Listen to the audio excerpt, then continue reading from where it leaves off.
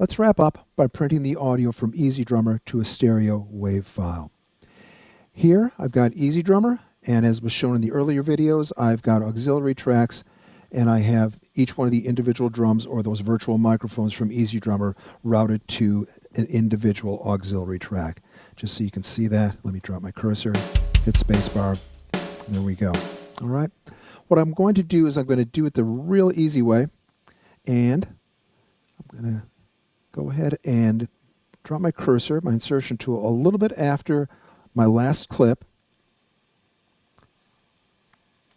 and drag all the way to the beginning, and then I'm going to go to my file menu and do bounce mix. And I'll call this EZ print. Okay? And I will, depending on what comes up for your menus for the file format, I'll just do stereo interleave. Multiple mono would be okay as well, but I'll just do interleave. Bit depth 24, it's the same as my session, I'll keep that. Sample rate 44.1, same as my session, I'll keep that. I'm going to make sure that import after bounce is checked. Make sure import after bounce is selected. So this way a window will come up after it bounces and will allow me to make a decision on where to import it. Also, let's do it offline. Yes, do it offline. This cuts the bounce time down immensely. If we didn't bounce it offline, we'd have to wait. We'd have to sit through the entire length of the song, which is about 4 minutes, for this to bounce. Offline, Pro Tools renders it in just a few seconds. All right, so here we go, bounce.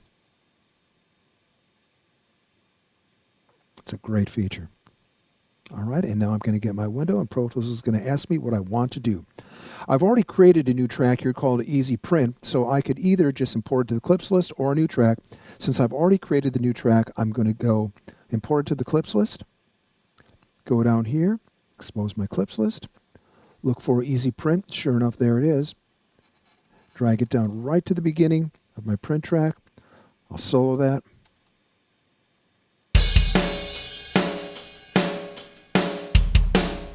And there it is. Okay? All right.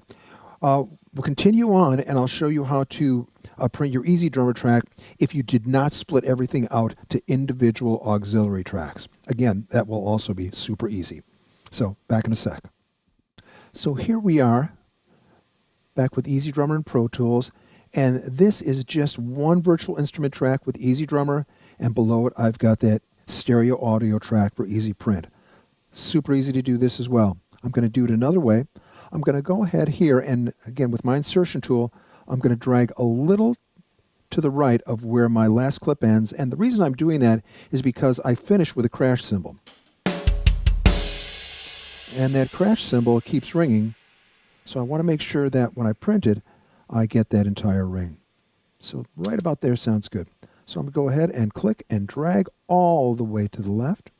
And first thing I'm going to do is I'm going to consolidate all that data into one solid clip. All right. So to consolidate that, consolidate clips, I'm going to go to my edit menu, edit, consolidate clip, right there. There we go.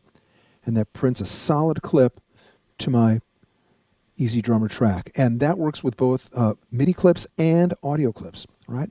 Next, all I have to do is drag that to my EZ Print track, but just to be on the safe side, I'm going to make sure that I don't accidentally move it to the left or right out of its time base when I drag. So I'm going to hold down my Control key, press and hold Control,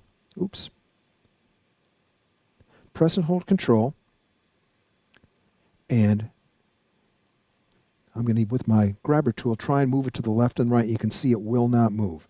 I'll go ahead and let go of Control, and you can see now I can slide it. If I hold down Control first with my grabber tool, I cannot move it. So I always do that before I drag a clip, a MIDI clip, to print it. And I'll just go ahead while holding my Control key, drag it down to EZ Print, and it bounces it to disk for me. Super easy. Great feature in Pro Tools.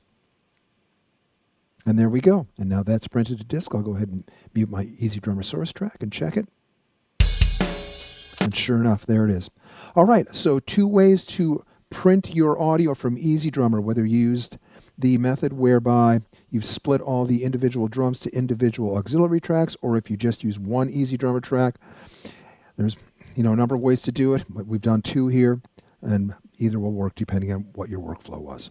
All right, so save your work, turn it in, and I hope you had fun.